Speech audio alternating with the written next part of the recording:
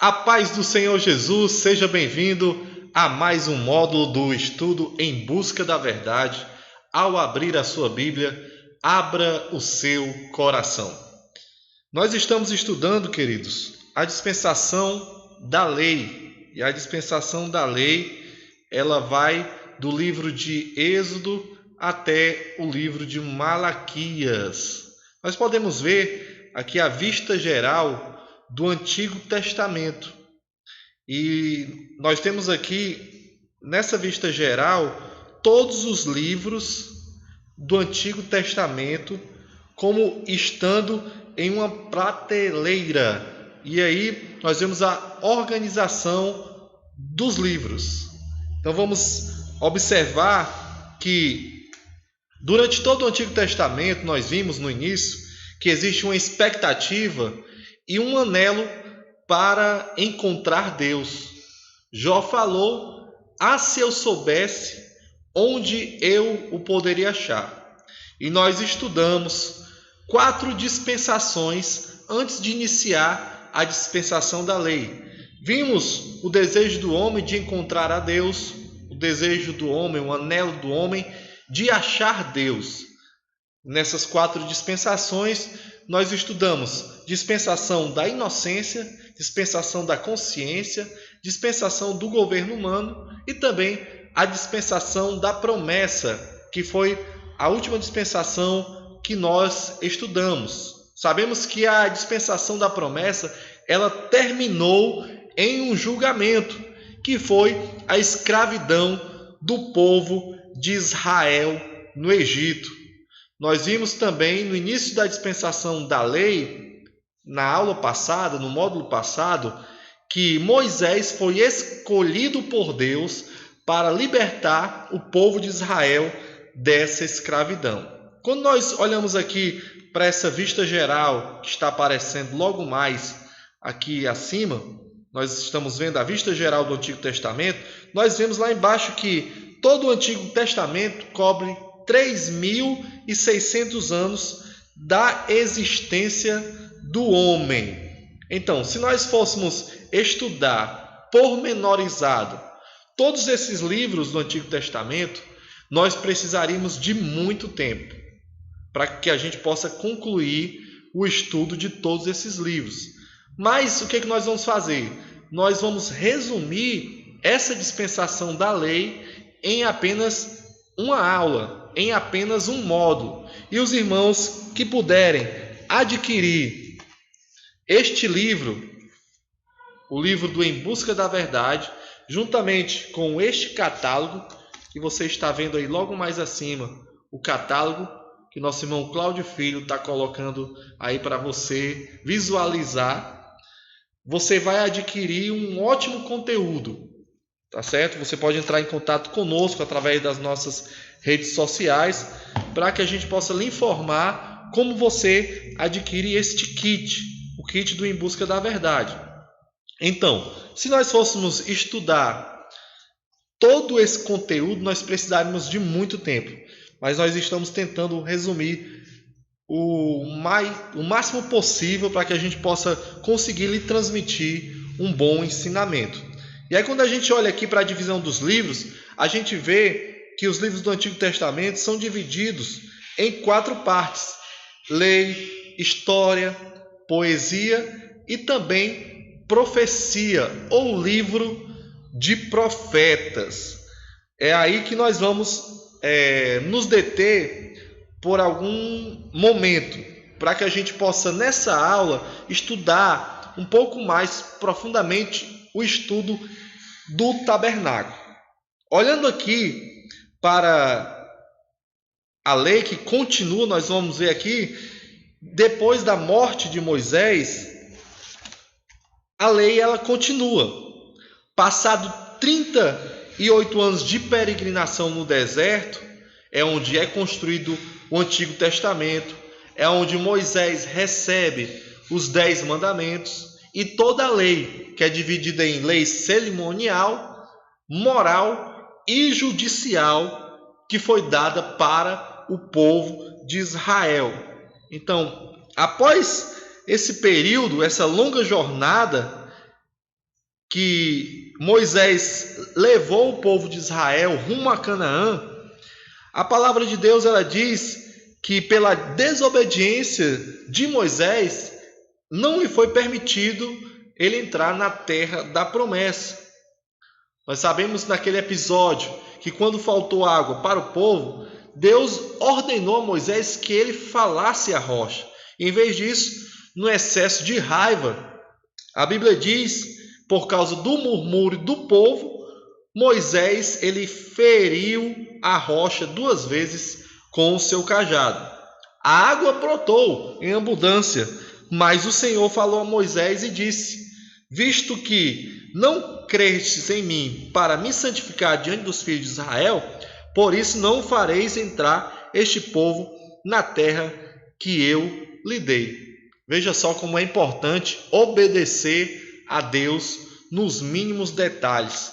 Precisamos obedecer ao Senhor em cada detalhe, porque nós temos segurança quando nós fazemos isso, quando obedecemos o Senhor.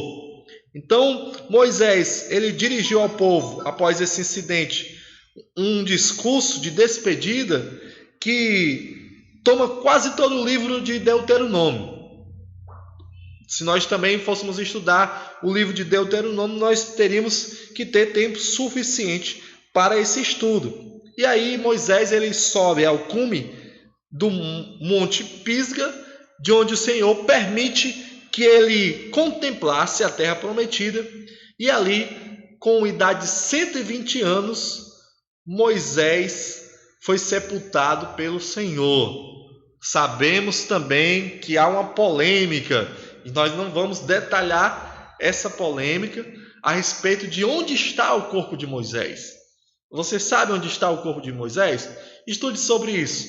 A Bíblia diz que Satanás ele disputou o corpo de Moisés. Mas até hoje nunca foi encontrado onde o Senhor sepultou o corpo de Moisés. E aí agora Josué receberia a missão de levar o povo de Israel, junto com Calebe, até a terra de Canaã. Pois de todos os filhos de Israel, com mais de 20 anos de idade, somente esses 2 homens tiveram a permissão para atravessar o rio Jordão para essa terra, para a terra de Canaã. Josué e Calebe, eles tinham estado todo o tempo como uma minoria. Quando os espias foram mandados à terra de Canaã, nós sabemos que eles trouxeram relatórios para Moisés. E aí nem sempre aqui a gente aprende que a maioria tem razão, porque a maioria viu grandes dificuldades para que eles entrassem naquela terra. Mas Josué e Calebe trouxeram relatórios inspiradores. Mesmo diante de grandes homens, mesmo diante de gigantes, eles disseram que a terra era boa, que o fruto da terra era bom, e com a ajuda do Senhor, eles iriam possuir a terra. E aí, a lei continua. Nós vemos que Josué, junto com Calebe, guiam o povo de Israel e entram em Canaã, possuindo a terra. O povo de Israel, eles entram na terra prometida. E aí nós sabemos que após a conquista de Canaã, vieram o reino dos juízes. Os 15 mais notáveis juízes, incluindo Gideão, Sansão e também Samuel. É onde nós também podemos dedicar aqui alguns minutos para falar desse homem, que foi muito importante. A Bíblia diz que Deus escolheu Samuel como um juiz, um profeta, para poder ungir os reis de Israel. A Bíblia diz que Samuel ungiu Saul, ungiu a Davi. Israel pediu um rei, para ser igual às outras nações. E aí Samuel unge Saul como rei. Saul se torna então o rei da maior nação, a nação do povo de Deus, Israel. E aí começa o período dos reis, onde reinaram vários reis. Muitos agradaram ao Senhor, mas a maioria acabou desagradando e recebendo a reprovação da parte de Deus, porque trouxeram cultos idólatras para dentro de Israel. Vieram então os reinos que foram divididos entre Reino do Norte, Reino do Sul. Aqui também nós poderíamos também precisar de bastante tempo para poder estudar a respeito de todo esse período dos reis, que é um governo que muda de teocracia para monarquia. E aí depois veio Davi, que matou o gigante, como nós sabemos, a história mais conhecida da Bíblia. Davi mata o gigante, é um homem segundo o coração de Deus. E aí nós sabemos também da história do seu grande pecado, que nós não, nesse modo, podemos detalhar. Depois, Natã unge Salomão. Natã unge o homem mais sábio da terra, que constrói um grande templo, o templo de Salomão, na qual Deus havia falado para Davi que ele não construiria o templo, mas o seu filho Salomão iria construir esse grande templo. Depois, então, Israel entrou num período de decadência espiritual. E aí Deus enviou os profetas. E aí nós entramos aqui no período dos profetas. Nós podemos até passar essa página aí, onde no catálogo, irmão Cláudio Filho, onde a lei continua. Nós vemos aí Israel, Jeroboão, 10 tribos, capital Samaria, que houve a revolta das 10 tribos, houve essa divisão, como nós falamos já, do Reino do Norte e do Reino do Sul, Judá, Roboão, 2 tribos, capital Jerusalém. Aí vieram os profetas que pregaram contra o pecado desses reis, contra o pecado do povo, que vieram alertar o povo para ter uma aproximação de Deus, para se aproximar de Deus, para se arrepender dos seus pecados. Veio Elias, o profeta, veio Eliseu, veio o profeta Jonas, Isaías, Jeremias. E aí esses profetas, todos eles apregoaram o arrependimento, apregoaram que eles se aproximassem mais de Deus, buscassem a Deus. E nem mesmo a sua pregação foi capaz de fazer com que esses homens eles se aproximassem do Senhor. E o que aconteceu? Veio o cativeiro assírio e o cativeiro babilônico. E nós sabemos que Jerusalém foi destruída nesse período. Então, se nós fôssemos aqui detalhar a respeito desses profetas, também nós precisaríamos de muito tempo. Então, aí na última página do Antigo Testamento, nós podemos ver aqui o fim do Antigo Testamento com a reconstrução dos muros através dos reconstrutores, Neemias, Esdras, Zorobabel. Veio a restauração do remanescente. E aí vieram os profetas Ageu, Zacarias, Malaquias. Olha, quando a gente estuda as profecias, a gente sabe que havia entre os profetas um profeta chamado Isaías, um profeta messiânico, um profeta que profetizou o nascimento do Messias, na qual ele haveria de vir para restaurar o povo de Israel. Ele, em uma das suas profecias, ele chega a dizer que o povo que estava em trevas viu a sua maravilhosa luz. Então, ele também profetizou o nascimento do Messias através de uma virgem. Ele disse que a virgem conceberia e daria à luz a um filho e o chamaria de Emanuel, que traduzido é Deus conosco. Ele também falou que aquele menino que nasceria daquela virgem, o seu nome seria maravilhoso, conselheiro, Deus forte, Pai da eternidade e também príncipe da paz. E sabemos que o povo de Deus também foi arrastado para um período de 400 anos de silêncio.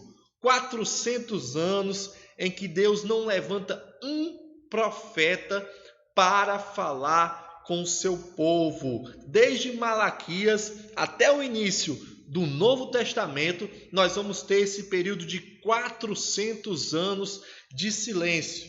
E nós sabemos que esse silêncio ele vai ser quebrado quando um profeta no Novo Testamento é enviado.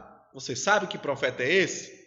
Então, aguenta aí que quando nós iniciarmos a dispensação da graça, nós vamos já dar de cara com esse profeta, que já é no próximo módulo. Mas agora nós vamos nos deter ao estudo do tabernáculo. Isso mesmo, vamos voltar para a página, irmão Cláudio Filho, do tabernáculo no deserto. Foi um plano que Deus, nessa página nós vamos ver aqui, um plano que Deus, ele passou para Moisés, o plano de construir o tabernáculo no deserto. E o que seria o tabernáculo? O que seria o tabernáculo? Israel, após ter deixado o Sinai, caminhou em direção à terra prometida. E lá chegando nos seus limites, Moisés enviou 12 homens para fazer um levantamento da terra de Canaã. Nós já sabemos que todos relataram que se tratava de uma boa terra, mas 10 afirmaram que não podia ser conquistada. E aí o medo destruiu imediatamente a fé do povo. E o povo recusou a entrar na terra que lhe foi dada como herança, na terra prometida. Por isso, então, aqueles homens eles foram condenados a vagar pelo deserto durante 40 anos, como punição de sua rebelião e sua descrença. Olha o que nós aprendemos aqui. Que muitas vezes, quando nós não confiamos nas promessas de Deus, não acreditamos nas promessas de Deus, nós podemos ser punidos por isso. Sim. Podemos ficar em meio a um deserto, porque quando cremos nas promessas do Senhor, elas se concretizam na nossa vida, porque a palavra de Deus ela diz que fiel é aquele que nos prometeu. Hebreus 10, 23 diz que nós guardamos firme a confissão da vossa esperança, porque fiel é aquele que nos prometeu. Então, todos que contavam com mais de 20 anos na ocasião foram condenados a morrer sem entrar em Canaã, exceto Josué e Calebe, os dois que tinham trazido um relatório favorável. Nesse tempo, Deus então ordena a Moisés a construir uma tenda, uma enorme tenda, como nós vimos aí no catálogo. Nós podemos observar agora o tabernáculo aqui que Moisés ele construiu no deserto. Moisés construiu esse tabernáculo aqui com a orientação divina. Sua disposição é extremamente importante, pois ela é a primeira série da escola de redenção. O belo plano de salvação nós vamos encontrar revelado aqui no tabernáculo. Nós vamos encontrar revelado no tabernáculo o plano de salvação. Nós vamos encontrar o derramamento de sangue, que foi primeiramente revelado ao homem numa lição simples, clara, objetiva e de fácil compreensão no Antigo Testamento. Cada uma das partes do tabernáculo e de seu mobiliário, nós vamos estudar isso, fala claramente de Jesus. Tudo isso era uma figura, tudo isso é uma sombra, um exemplo das coisas celestiais que o Deus Todo-Poderoso desejava mostrar para o homem. Desejava mostrar para Moisés, para mim e também para você. Aqui nós vamos ver Cristo como uma figura, uma sombra, exemplo das coisas celestiais. E o que é uma figura? Nós podemos definir uma figura como um esboço. Nós podemos definir uma figura como um contorno de um objeto. Então, se nós formos, nesse momento, abrir a palavra de Deus no livro de Hebreus, capítulo 9, Hebreus, capítulo 9, versículo 8 e 9, olha o que a palavra de Deus fala a respeito do que Moisés recebeu de Deus. A palavra de Deus diz que, dando o Espírito a entender com isso, que o caminho do santuário não está descoberto, enquanto subsiste a primeira tenda, que é uma parábola para o tempo presente, conforme a qual se oferecem tantos dons como sacrifícios, que quanto à consciência não podem aperfeiçoar aquele que presta culto.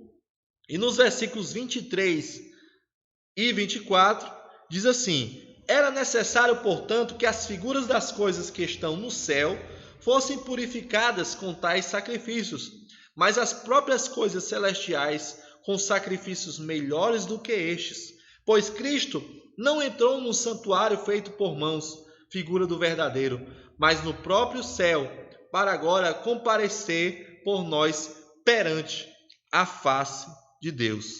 Encontramos aqui o escritor aos Hebreus falando que o tabernáculo era um esboço, era algo traçado das coisas do céu.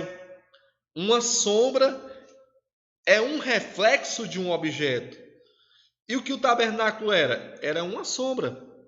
Hebreus 10, versículo 1 diz assim: porque a lei, tendo a sombra dos bens futuros e não a imagem exata das coisas, não pode nunca pelos mesmos sacrifícios que continuamente se oferecem de ano em ano, aperfeiçoar os que se chegam a Deus. É como se, irmãos, a luz de Deus estivesse aqui na terra refletindo sobre um objeto que estava no céu, e essa imagem estivesse sendo refletida para Moisés aqui na terra.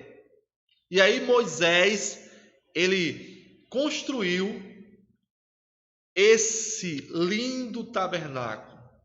E nós vamos estudar agora sobre ele. Nós vamos estudar sobre a divisão, nesse momento, do tabernáculo. O tabernáculo era dividido em 3 partes: átrio, lugar santo, como você pode ver aí na imagem, e o santo dos santos. Átrio, lugar santo e santo dos santos. Repita comigo mais uma vez: átrio, lugar santo e santo dos santos. Cada uma dessas partes representa alguma coisa.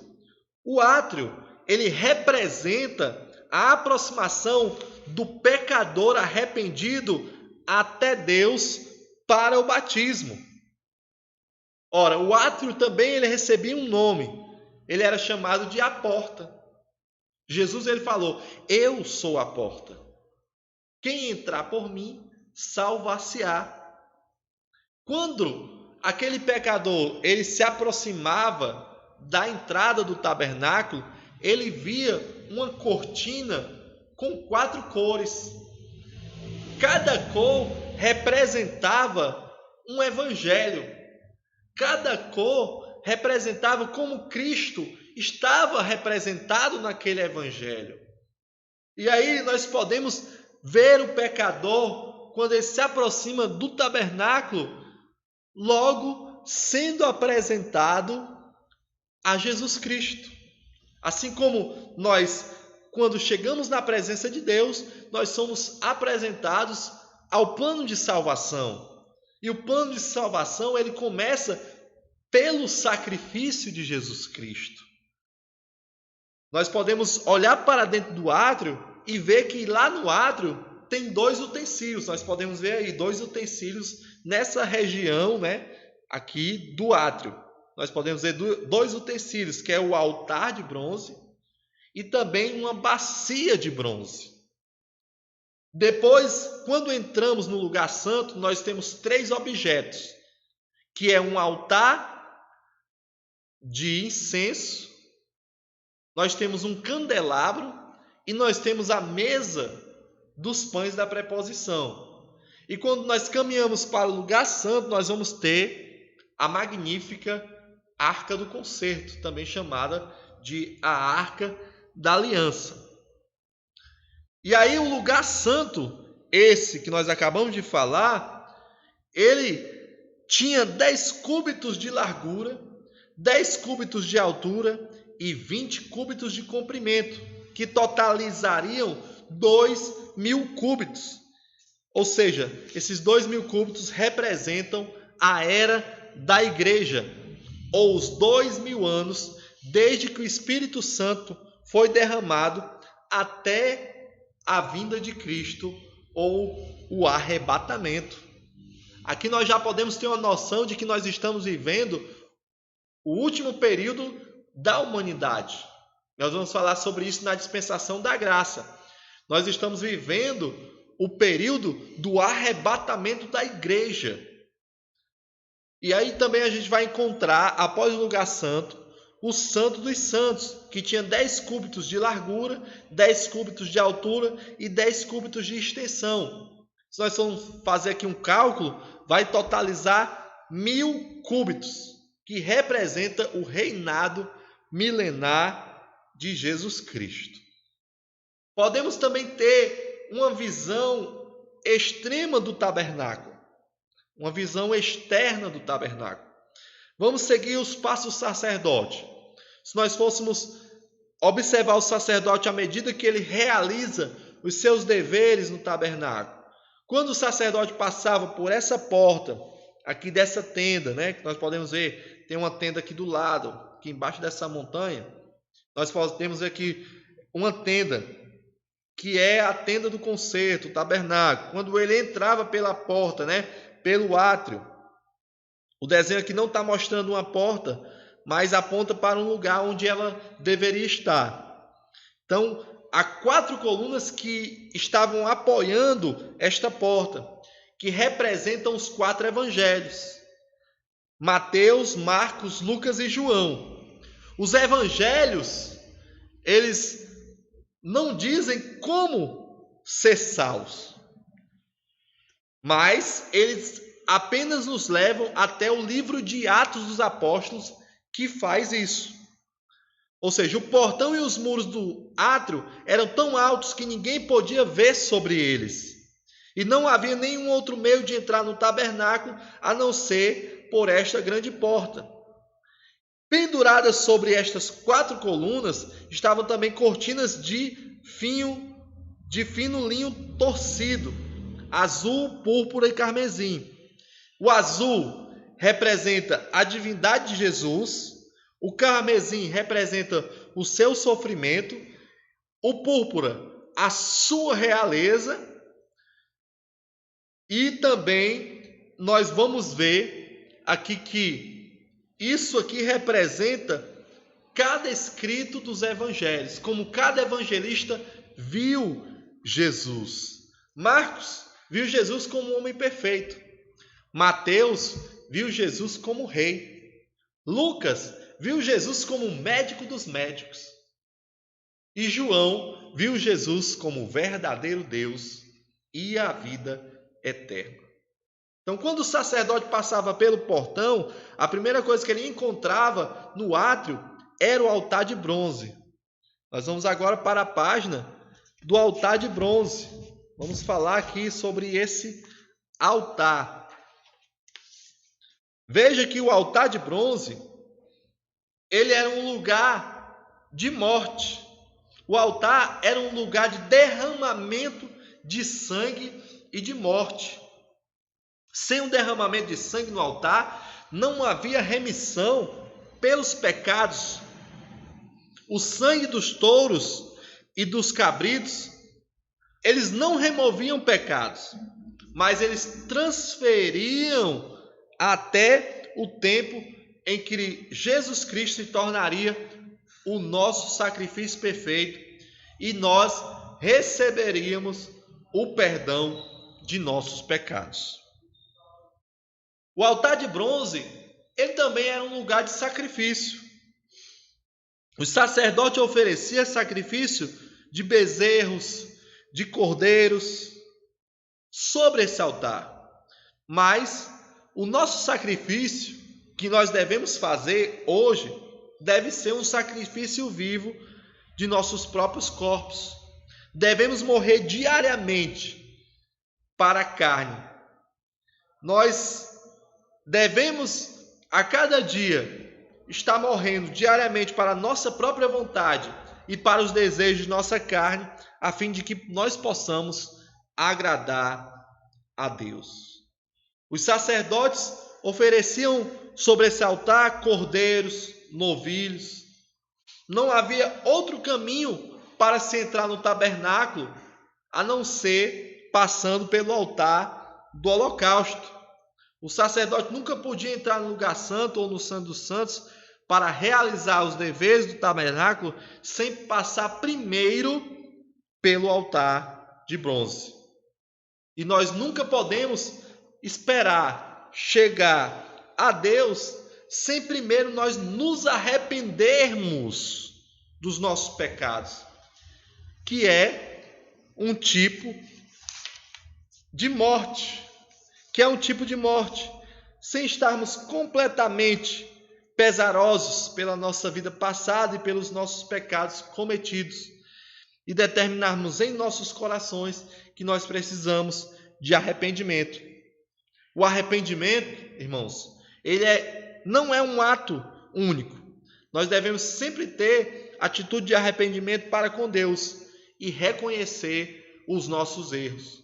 Nós devemos conservar uma vida de arrependimento.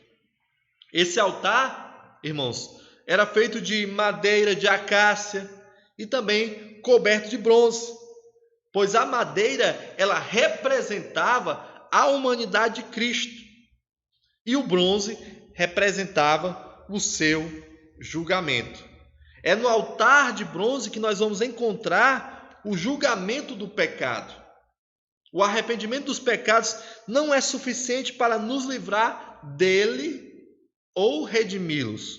É somente o primeiro passo em direção à salvação. Nós vamos ver que o sacerdote ele vai continuar caminhando dentro do tabernáculo, até outros utensílios. Então, é somente o primeiro passo, o arrependimento, em direção à salvação. Assim como o altar de bronze, por si só, mesmo se tivesse somente o altar, o tabernáculo estava incompleto. O plano estava incompleto. O fogo sobre o altar deveria continuar queimando e não deveria se apagar nunca. Da mesma forma, Deus está pronto para nos perdoar os nossos pecados, seja de dia, seja de noite. Enquanto nós admitirmos que nós somos pecadores e nos aproximarmos dele pela fé, então nós vamos ter os nossos pecados perdoados. Agora nós vamos para o segundo utensílio, que é a bacia de bronze. Aqui no nosso catálogo, nós temos aqui o nosso catálogo do nosso kit Em Busca da Verdade. Você está vendo também ele ampliado através aí da técnica do nosso irmão Cláudio Filho. Está ampliando para você. Então, após passar pelo altar de bronze, o sacerdote recebeu instruções rigorosas para se lavar nessa bacia de bronze. Antes de ministrar junto ao altar de bronze ou entrar no tabernáculo, embora nossos pecados possam ser perdoados no altar do arrependimento, ainda nós não estamos lavados. Nós ainda não estamos redimidos, até que estejamos sepultados com Cristo no batismo. E é isso mesmo que o altar representa, ou melhor, a bacia de bronze representa o batismo. O sacerdote ele deve se lavar nessa pia coberta de bronze antes de ministrar no tabernáculo, no santuário. A bacia ela foi feita de bronze para refletir a imagem daquele que haveria de vir. O último mandamento de Moisés foi lavar com água para que não morra. Os pecados eles são perdoados e lavados no altar de arrependimento ou remidos no batismo. Aqui na bacia de bronze, os pecados eles são remidos, simbolizando um tipo de batismo. Essa bacia era feita de bronze e também com espelhos. Ela refletia a imagem daquele que se aproximava, ou seja, o pecador arrependido vê a si mesmo como é e compreende a sua condição de pecador quando ele se aproxima de Deus. E aí no batismo nós somos lavados e santificados também no nome do Senhor Jesus Cristo e pelo seu Espírito. Após isso, o sacerdote entrava então no lugar santo, aonde ele iria encontrar o candelabro de ouro.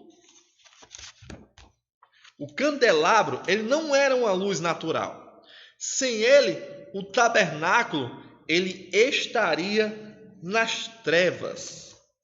Após ter passado pelo altar de bronze e pela bacia de bronze, o sacerdote podia agora entrar no lugar santo.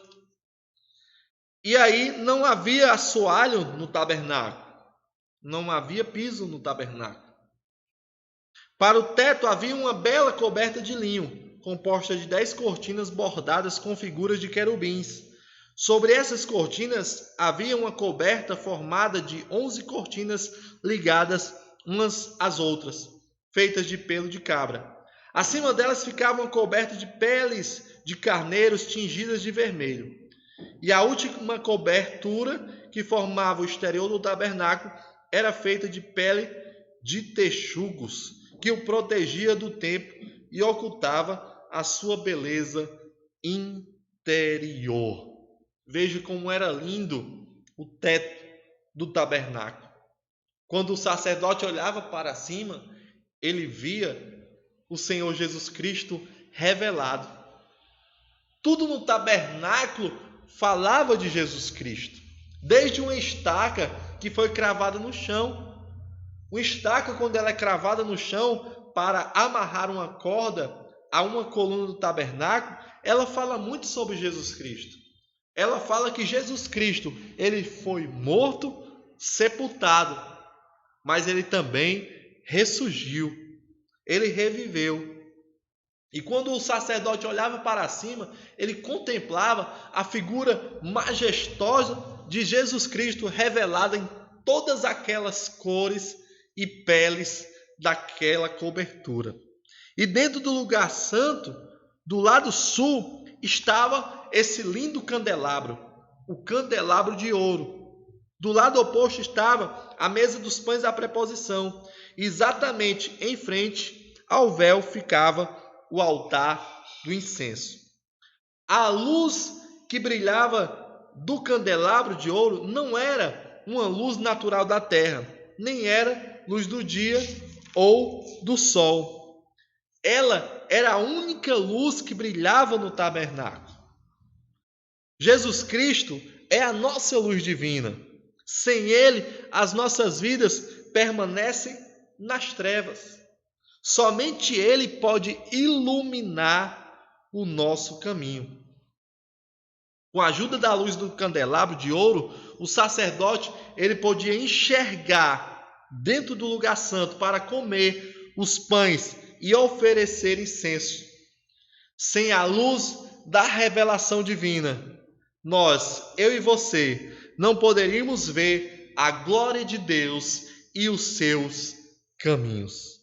A luz natural do homem, que guia o homem através da vida natural e que lhe mostra o que deve fazer e como o deve fazer, pode nos proporcionar luz alguma sobre aquilo que interessa a nossa alma. Pode proporcionar luz alguma somente nos interesses da terra. Por isso, se assim fosse, muitos dos grandes homens do mundo seriam líderes da causa de Cristo. Mas ao invés disso, eles são ateístas. O homem que ouvir a voz de Deus e obedecer a sua palavra, a palavra de Deus diz que ele andará na luz e entenderá os seus caminhos. Tem duas escrituras que nós podemos usar para nós, nesse momento, entender isso. 2 Coríntios capítulo 4 e versículo 6, a palavra de Deus diz: porque Deus que disse, das trevas brilhará a luz, é quem brilhou em nossos corações para a iluminação do conhecimento da glória de Deus na face de Cristo. Outra escritura é Efésios capítulo 3 e versículo de número 15. Efésios capítulo 3, versículo de número 15, que diz assim: no qual toda a família nos céus e na terra toma o nome. Então, através dessa revelação, através da revelação do nome de Jesus Cristo, no qual toda a família no céu e na terra toma o nome, nós recebemos luz de revelação para compreender os propósitos de Deus. Bem, a luz, ela não devia se apagar nunca. Essa luz, ela não poderia se apagar. E também a nós foi conferida a responsabilidade de nós sermos uma luz nesse mundo escuro e preservar essa luz. Nós precisamos preservar as nossas luzes que existem para glorificar a Deus e manifestar o seu louvor. Depois, nós temos a mesa dos pães da preposição, irmão Cláudio Filho. Nós temos a mesa dos pães da preposição, onde o sacerdote ele deveria se alimentar com os pães da proposição, onde ele receberia força e vigor. Esse pão ele deveria ser trocado continuamente.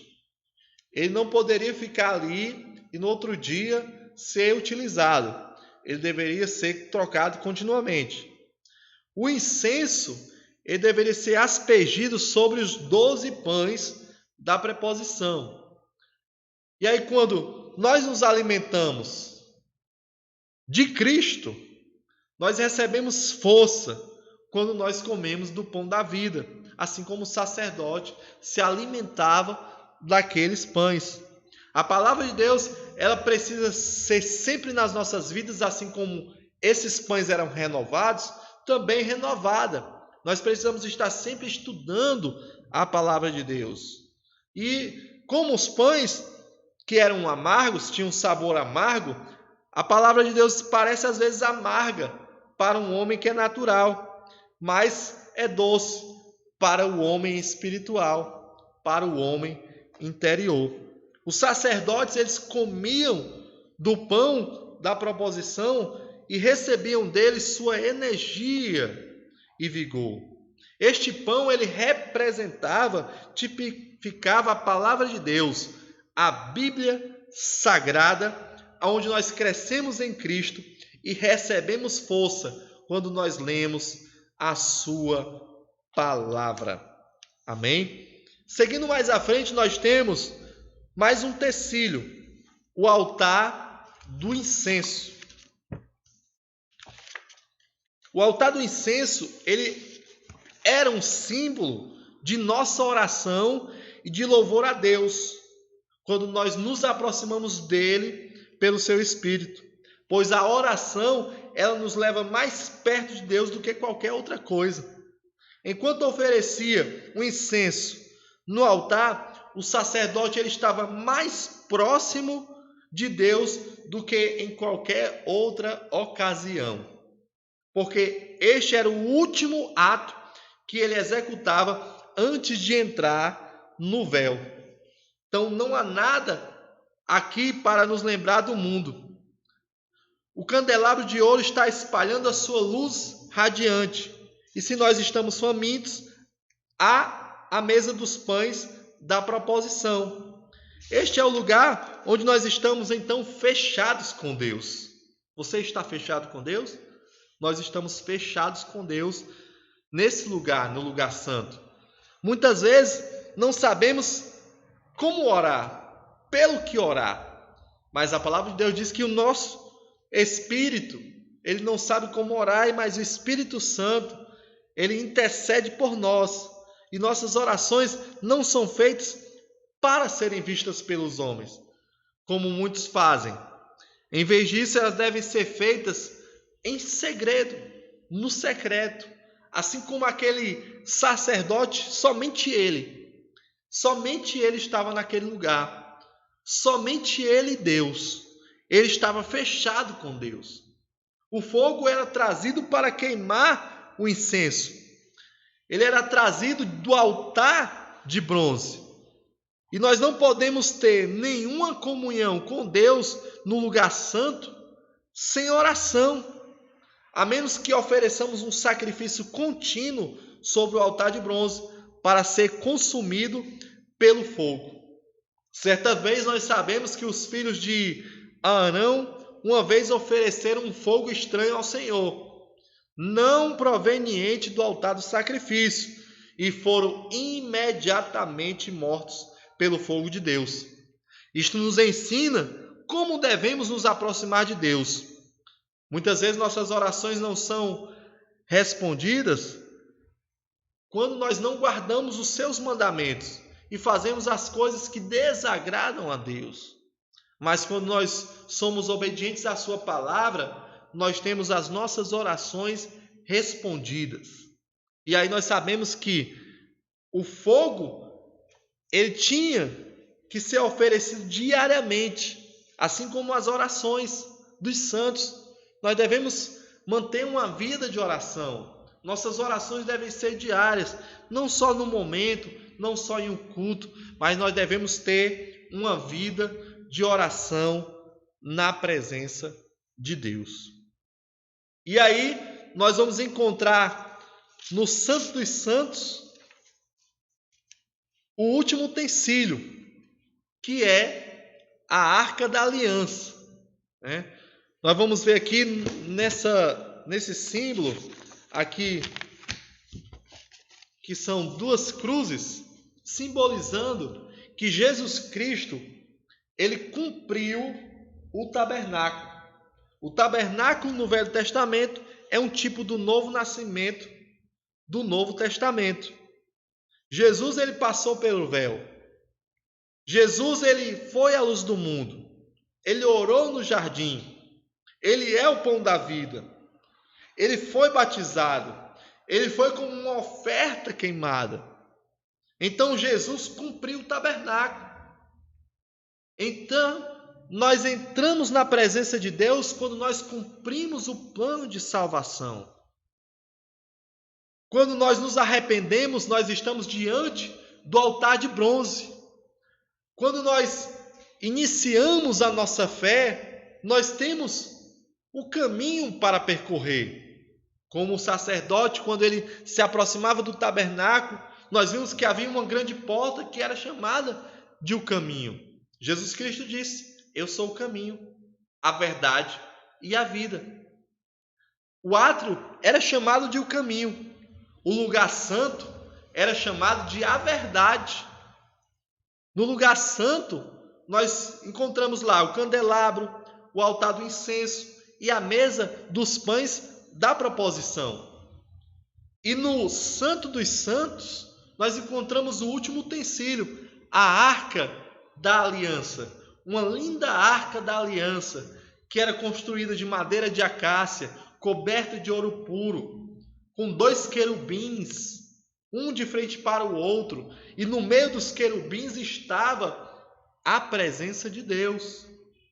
Ou seja, quando o homem entrava no tabernáculo, ele estava iniciando um plano de salvação, arrependimento.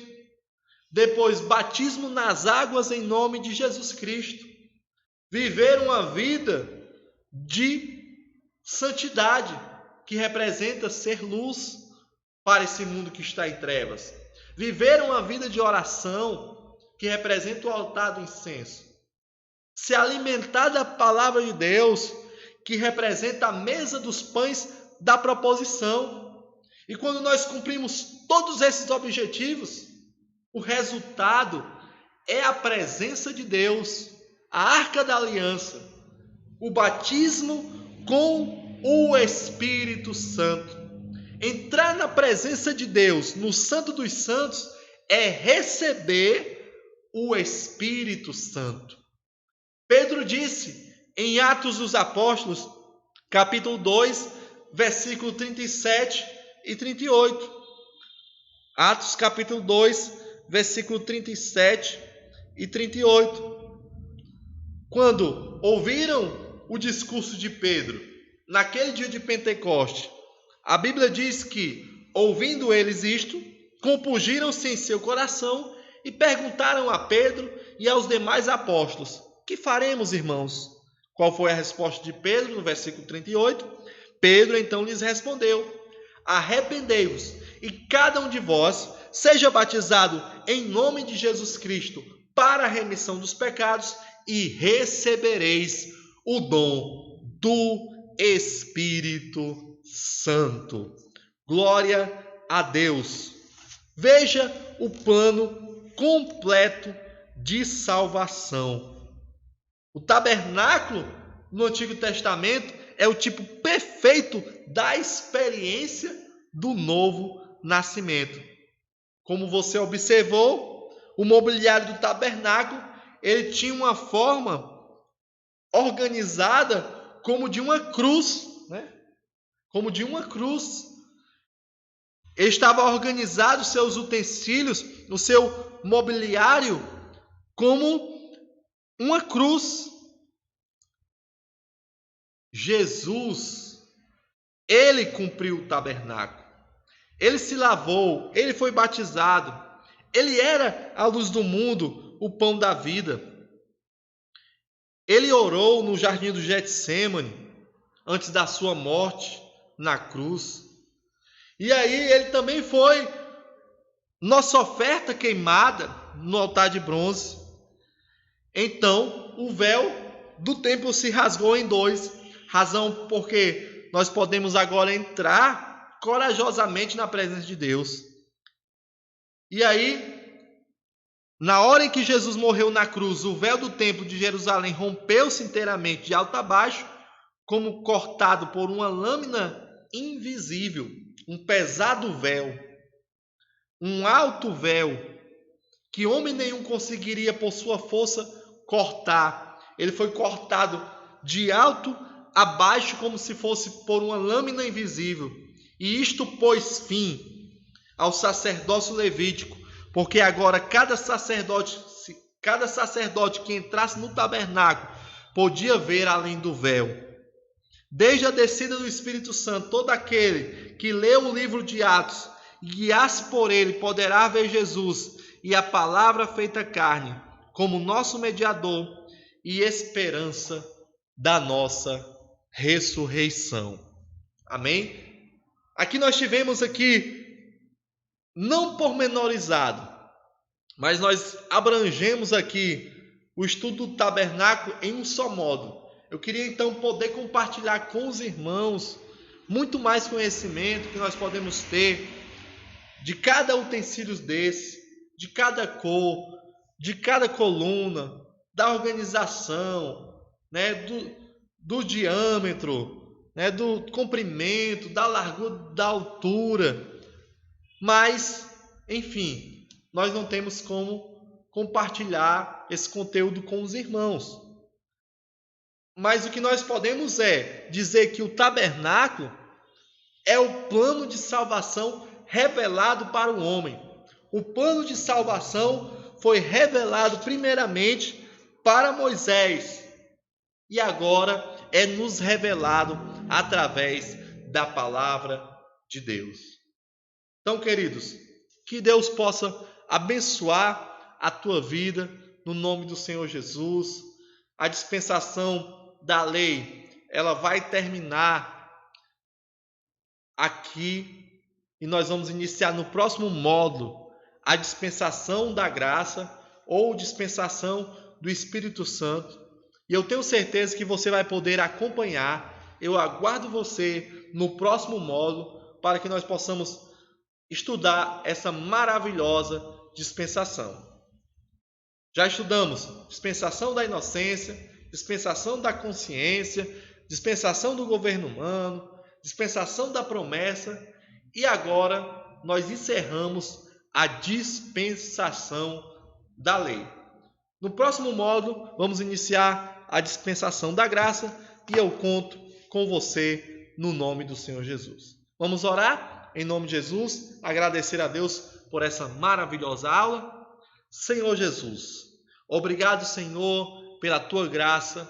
Obrigado, Senhor, por ter nos revelado esse maravilhoso plano de salvação. Sabemos, Senhor, que a tua graça se há manifestado, trazendo salvação a todos os homens, e nós somos totalmente dependentes da tua graça. Obrigado, Senhor, pela revelação da tua palavra, que é fiel, que é santa, que é verdadeira e que é digna de toda aceitação. Abençoa todos os irmãos, abençoa todas as irmãs que estão nos acompanhando através deste estudo bíblico, que ele possa ser uma ferramenta de inspiração para que eles possam estudar a tua palavra e também compartilhar ela com aqueles que precisam ter um encontro contigo. Que Deus nos abençoe em nome do Senhor Jesus. Amém. A paz do Senhor para você.